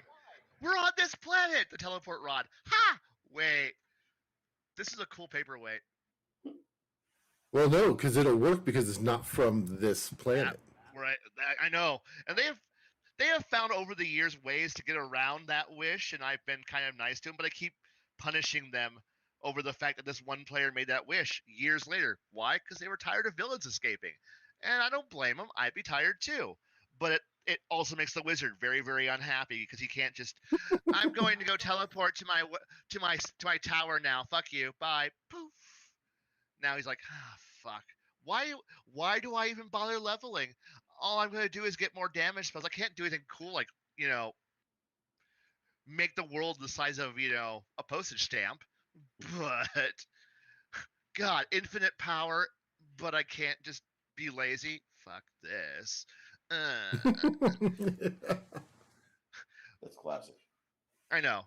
And it's fun, and it's like, but like I said, that's just, but players find new ways of ruining, like, if you give them motivation, they'll ruin the world to win a fight, and I love that fact. But why? Because you've pushed them to do that, and you pushed them to do it. I didn't want to destroy teleport. The players did, and that was the greatest moment in the world. They chose to ruin the world, not me. Them. They did it. You did it to yourselves, and now several campaigns later, generations later, with people who've never been there, who were never there for the initial moment, going, why doesn't teleport work? Oh, let me tell you the story about a wizard who made a wish. And they're like, is that guy still alive? No, he died like 800 years ago. And his wish is still in effect? Yes. Fuck. For how long? Forever. Forever. He wrote it. He worded the wish. Forever. This sucks. This sucks a lot. Fuck that guy. Unless you can find some way to undo it. I know, and several players say they want to do it, but then nobody actually does it because they all get used to the idea of, well, if we can't teleport, they can't teleport, so it's all right. It's fair. And so they just they adapt because they're smart people, and smart people adapt to bad environments. Ow. Shoot a coalition soldier and then reset the holodeck when you miss. That's a good idea. All right. Okay. I'm sorry. No, it's okay. Yes. So what kind of ethics do you guys give them? Ethics? Do you guys give them like a backstory type thing that you slowly reveal? How do you craft that into everything too? You want to handle this one first, or you want me? I think Bruce should, because he hasn't talked in a while. And I want to make sure sorry. he's still awake. No, I just want to make sure he's still awake. Fair enough. Bruce. I think he wandered off. His paintbrush is down. Bruce. Yeah, I'm here. Oh, wake up. Was I not broadcasting? No, it You was were quiet. snoring. No, you were snoring. That's funny. Because I heard that. Yeah, It was Well, it either is that being. or you. It's either that or you were a turtle, and I wasn't going to go into that. So Well, we well are approaching our usual end time, so. well the turtle noise was there because Bruce is eating mac and cheese with ham in it, and Hmm. yeah, I'm more pronounced with my happy voices, with my happy noises. I'll have to go back and watch this. This begs for a rewatch. Um, No worries. I like the idea that you've got where we just have various windows of opportunity for the players to see the narrative in front of them. Should they continue to pursue that nemesis? I like that a lot. I want to see I want to see more games kind of do that, like the adventure paths that Paizo runs. Usually around book 4, book 5, you have an idea who the big bad evil guy is, and that's around levels 8 to 12. So you have an idea of what you're facing off on. Like in book 4 for Kingmaker, you get an idea, and you have an idea that it's the twisted sprite. And then with Rise of the Rune Lords, which Andy always runs Rise of the Rune Lords because somebody hasn't played it yet. He always runs that. In book 4, you actually hear Mockmurian talking to you, and you realize how bad of a position you're in because now he's gunning for you. Um, in Curse of the Crimson Throne, you knew who the bad guy was in the book 1 because you see the queen take a crossbow quarrel to the head, and then she jams that crossbow quarrel into the captain of the guard and kills him in front of everybody.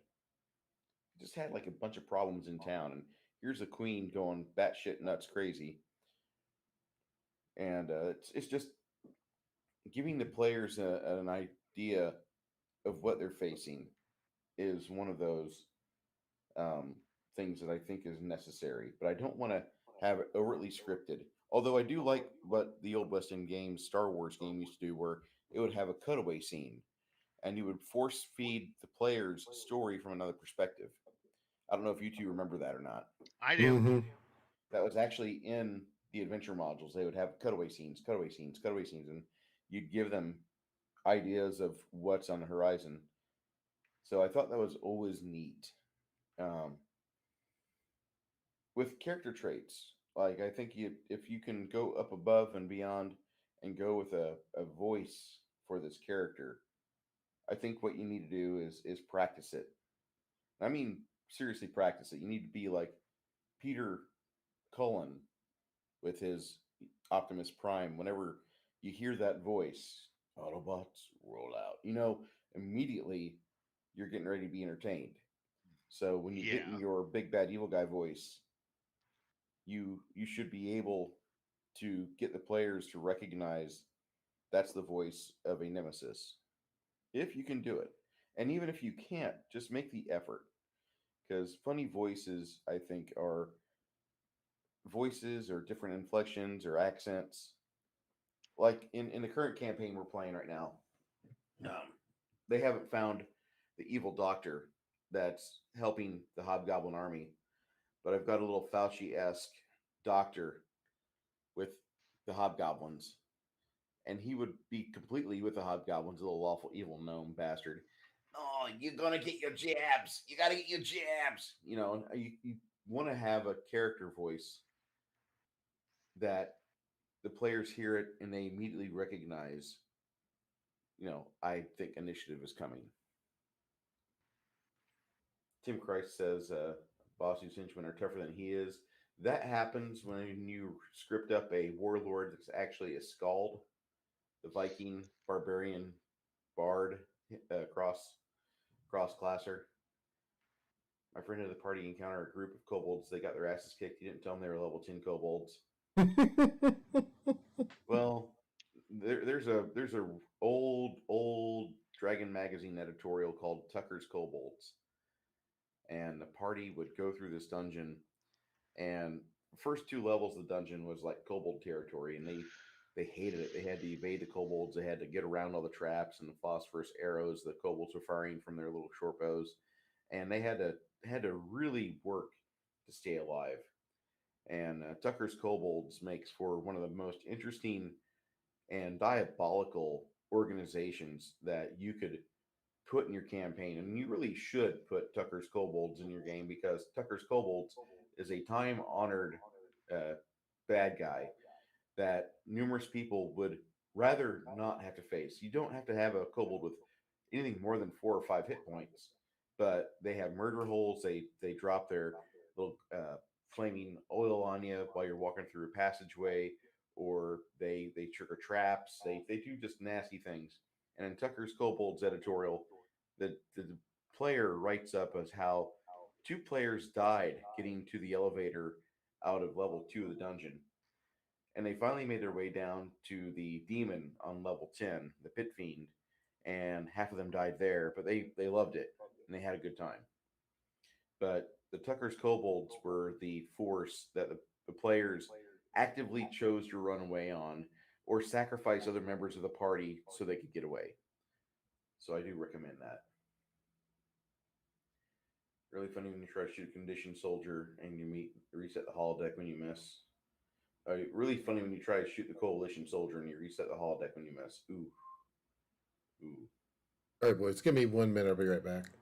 Go ahead. No worries. I played a few games and ran a couple where the players play themselves on paper. Yeah, we did that with One World by Night with a chapter out of Springfield, and the GMs there were actually pretty fair. Nobody had more than a 3 strength. You can bench 250 pounds, Bruce. Congrats. You're one of the 3 people that can do that here. Yeah. And, that was pretty fun. Nobody had a superhero character. We were all like 14th gen vampires with 2 dots of intelligence and 2 dots of wits. Good stuff. I'm sorry you're not here to enjoy this macaroni and cheese and ham. Oh, that's okay.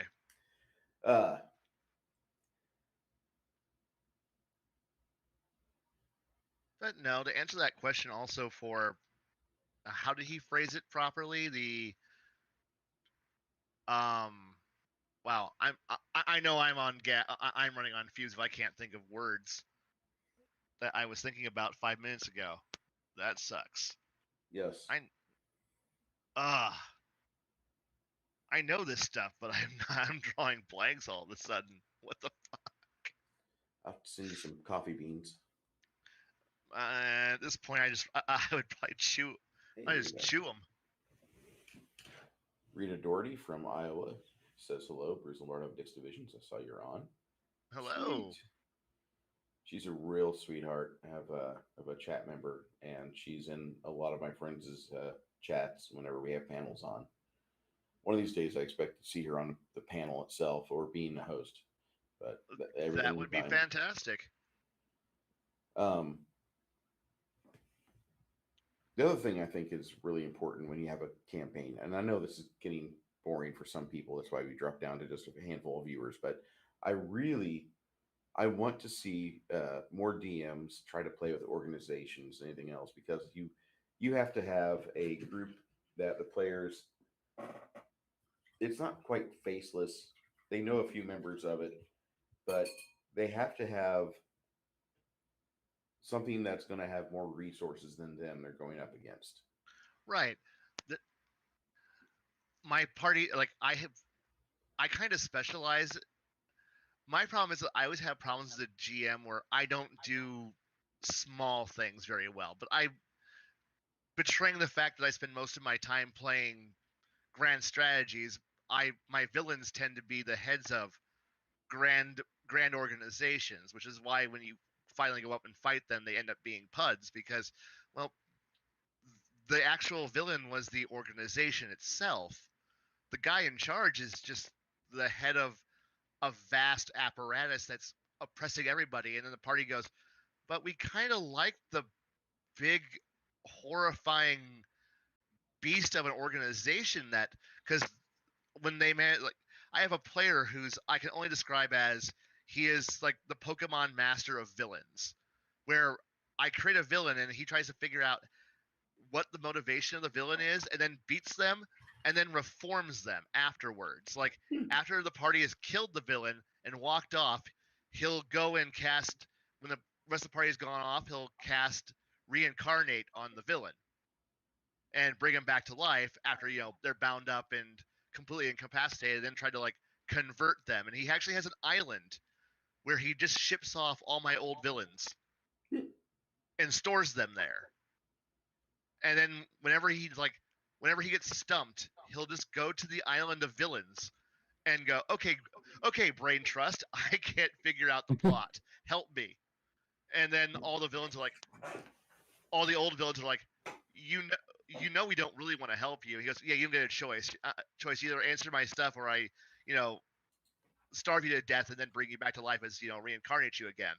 And slowly but surely, it's just funny that he just collects all of my villains because he goes, they're all interesting, but they're all. And then when they encountered the one villain, they managed to take down the villain, but then looked at the huge organization that he had built and went, wait, this guy infiltrated the magical police, the actual police, and all these various other government organizations. We could take over that. And then he's like, yeah, I'm not taking. And I'm like, do the right thing. Disassemble the vast bureaucracy that's controlling and oppressing the entire world. And then he's like, no, I want to take. I'm just gonna like. You just gave him the one ring, and he's just like, no, Sauron's gone. I'm the new Dark Lord. I'm now the new Dark Lord of the world. But I'll be a benevolent, good Dark Lord. And slowly but surely in the new campaign I'm running, they're finding out that the ultimate guy who saved the world in the previous campaign, who didn't disassemble the technocracy, is sitting here going, the technocracy never changed. It's still oppressing everybody. It's just now a player character's in charge of it. And I'm like, yeah, a PC is in charge of it, but it's not a PC in your group.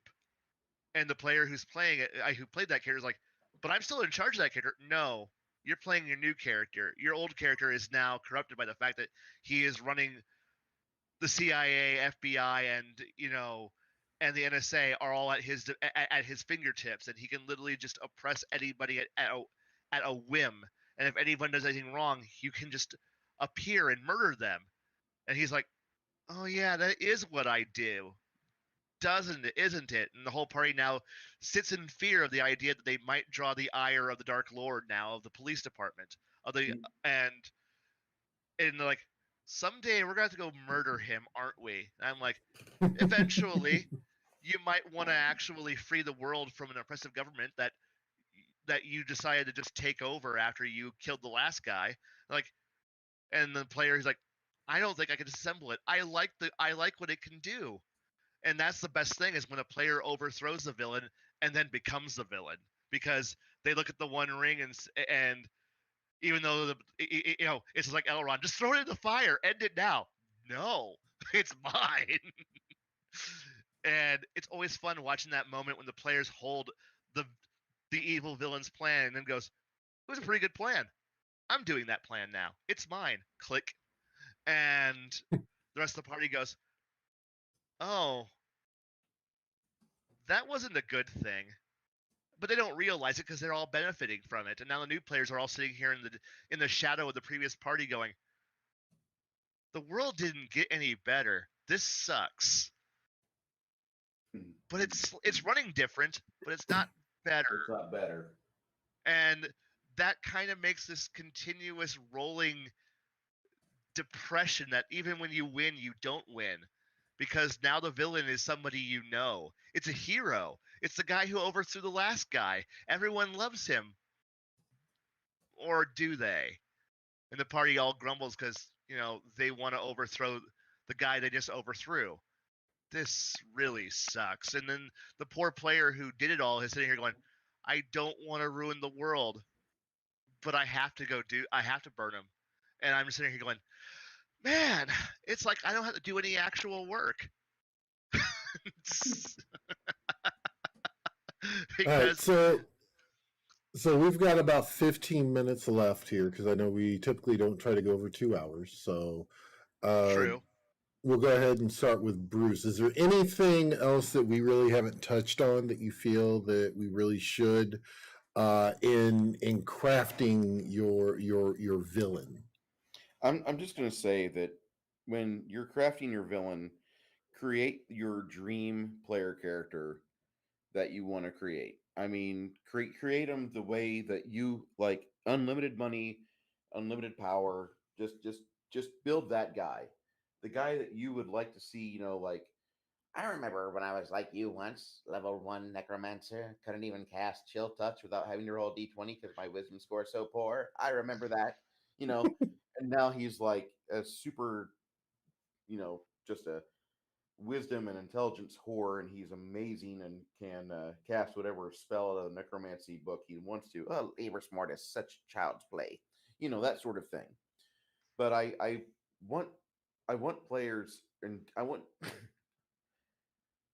the DMs to really just get a hold of that mindset that this is the character that you always have wanted to play, and you're going to craft him, and you're going to build him up, and you're going to hang out with him. You're going to have lunch with this guy, and you're going to figure out what the hell he likes to do, what type of food he likes best. Is he a ham guy or is he a beef guy? And you're going to know all these things about him because you should know him fairly well. He's a big bad evil guy of your campaign world, and you make him to where like he's not nigh unkillable, but at a certain point, then it it opens up to where the players could potentially be a threat to him. They are never truly going to be on par. They never should. They should never approach within 5 levels of where he's at. He should be a malevolent force of destruction. He really should.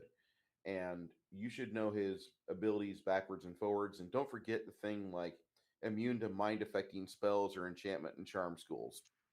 Oh, yeah. Yeah. How many times have you read through the forums on Paizo's Rise of the Rune Lords where somebody cast confusion on Mokmurian and he rolled a 2? So you don't want to have that. Okay. Yeah.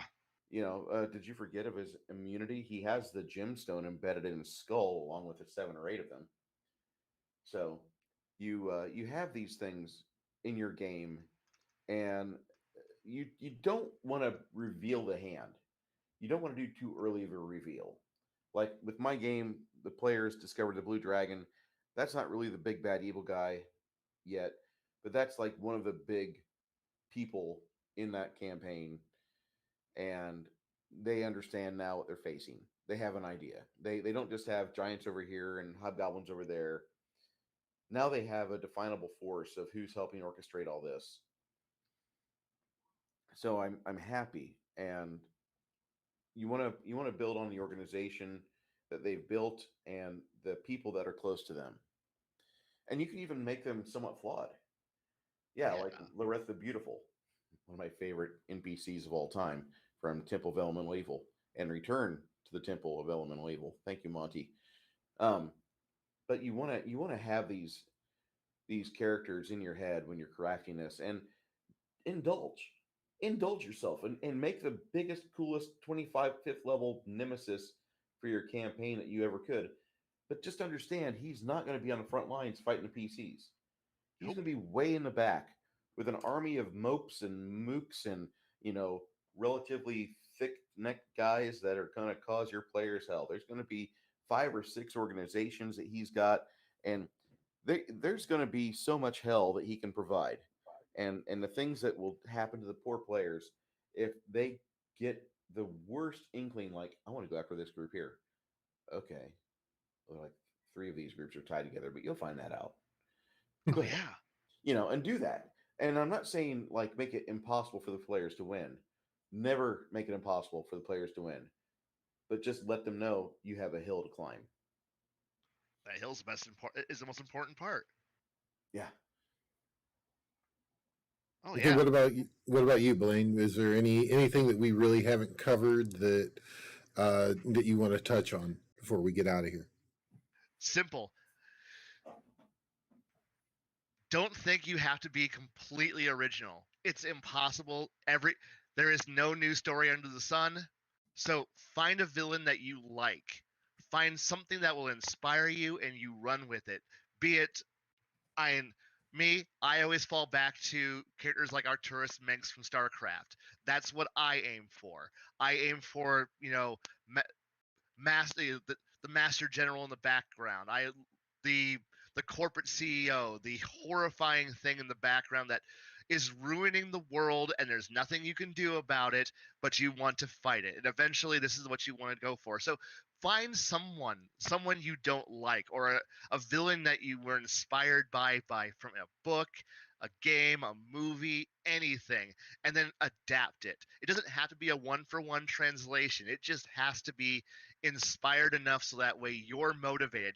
It doesn't matter if the guy you're trying to base it on is Megatron, to go, because I heard Optimus Prime earlier. You can't have Prime without Megatron there. You need to have somebody who is going to make you want to think about how you're going to build it. Is it going to be a villain who shows up regularly? Is it a villain who's in the background? Is it a guy you only get to hear the voice of and a speech from? Is it a guy that you've got theme music that's in the back of your head playing whenever you think of this guy? Or is it someone who's directing the minions? You just got to be able to take an inspiration and run with it, and then be able to use that, and then know that enough that you have it in you, so that way when you throw it at your party looks at it and goes, I think I'm able to pick up the energy you're throwing at me, and then they run with it. They're now motivated because you've put energy into it, and because you are inspired, they're inspired. And if they figure out what your reference is, all the better. Play into it. Don't make it a one for one translation. But if they find out that you're being inspired by Grand Moff Tarkin today, and that's the guy who's been in the background, and they get behind it and they start to think about what they're doing and they're inspired by it too, feed off what they're doing and keep rolling it forward. Modify it, shape it, keep moving until it's time for them to actually confront and actually have a. And if they want to talk to him, give them the chance to talk to him, because you never know. They might be able to hammer out a solution and be like, so you ever thought about working for us? And then, if they make a good enough case and everything comes out and the villain goes, yeah, yeah, I'll work for you. Because why? Because the villain might possibly have figured out that the players are just as evil as he is, and goes, yeah, I can work with you, which should raise red flags in the party, who goes, wait, why is the villain working for us? Doesn't matter. But like I said, be inspired, and that means read as many books as you can, watch as many movies as you can, listen to music, listen to stories. Just keep getting inspired and find the one thing you're going to grab onto for the new campaign and run for it, and then just grab on to keep going. Okay. I think we've done a pretty good job in helping those who have definitely wanted to come up with ideas on how to craft their own. Bruce, have we got anything you've got coming up this week? Not this week. Next week, next Saturday, I'm going to be running my game, and the players will be figuring out just how fucked they are. With that uncovered, they're actually going to probably be on the lookout for a small black dragon. Not small, a large black dragon. Not quite gargantuan, a large. And they're going to go after that, I have a feeling. So that will be an interesting cat and mouse game. We'll see how they do. With tomorrow night, I know I'm going to be on panel with our friend Max Leo. And we're going to be doing a chill Friday night stream. I'll be with my miniatures again, and we'll be discussing stuff. He might even crack open another book, and if we have nothing else to talk about, he's going to go through a let's read or let's check out this new product on the market. We did Twilight 2000 about 2 weeks ago, and I gotta say that I really don't like Modifius. I really don't like the 2D20 system. I understand why you have it, but I really just prefer the old games. If I want to play Twilight 2000, I go on eBay. I buy the Twilight 2000 box, probably at a premium compared to what it was at this version. That right there, or right there, or this version. Which one are we talking about? This First one or Ed. this one? First Which one? edition. Or the version, the yellow book. The yellow book, the fun one. Yeah, I like that. And I just like that book better. It had a lot better mindset. It was written by people that understood the Red Scare. And they made a role playing game for, I hate to say it, but damn it, like we've turned into the guys that would be playing Twilight 2000 if we weren't so invested in our own campaigns. Like I could see where somebody was either running a Twilight 2000 campaign against the Ruskies, You trying need to these ruin books. Brazil.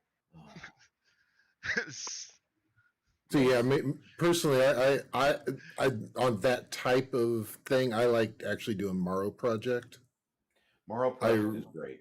I really enjoy that because you can just make it right here at your own home. You got your bolt hole there and just go. Oh yeah. Blaine, do you have anything coming up that you want to share with us? I need to figure out how to do this whole streaming thing / podcasting so I can just ramble in my truck. But beyond that, I'll get you in I don't touch know. with a friend of mine. She's a long haul trucker. I don't think she really does a lot of podcasting from the truck. I think she does a lot of it when she gets to her destination. She doesn't want to do it when she's in the middle of a trip. See, the thing is that I keep finding out that when I'm driving, I have a lot of really great ideas, and then when I get onto here, I have none of them. So I need to figure out how to record them while I'm driving. That's all I need to do. So voice notes.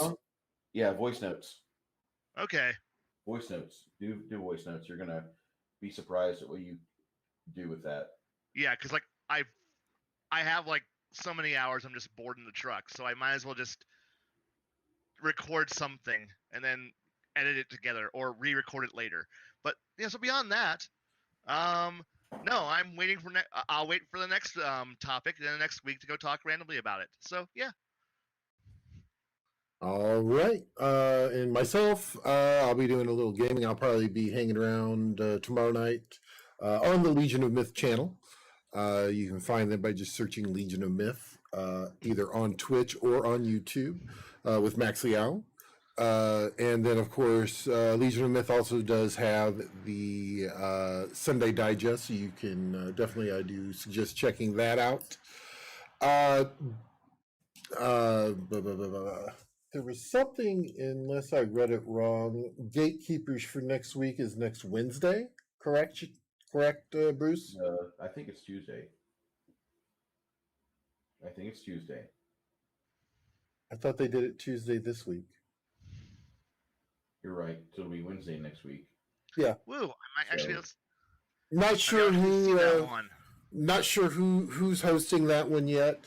But but I want to get somebody else to host because there's other people that need to get up to 1,000 subscribers, like myself. But that's the reason why we're doing it.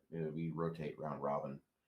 And the reason I want to do that is that I want everybody to get watch hours. I want everybody to get views. I want people to get subscriptions. We have like 10 of us in the Gatekeepers, and one of us hasn't even joined up with a single stream yet. And then there's others that are just kind of in or out. We just got the GM behind the screen back, and he's a hell of a guy. He's a real nice fella. Got OGGM and Bloodworth, and those two are those two are fun. I've been kicking it around, but I don't know what I would cover. It's hard. We have a hard enough time trying to figure out what we're going to do for this one week to week. Than trying to figure out what I would do on one of those. So make sure you give Bruce a like and a sub there. It is free. I'm on on Twitch. You can come on over and give me a follow. I definitely appreciate that. Twitch.tv/BaronGrock. And I think that's going to call it for the night. For Bruce, Blaine, and myself, we thank everybody for taking a little bit of time out of your life to spend a little bit of time listening to one of the things we love, which is tabletop gaming. We hope everyone has a great week, and we'll see you next time. Have a great night. Take care. Thank you so much.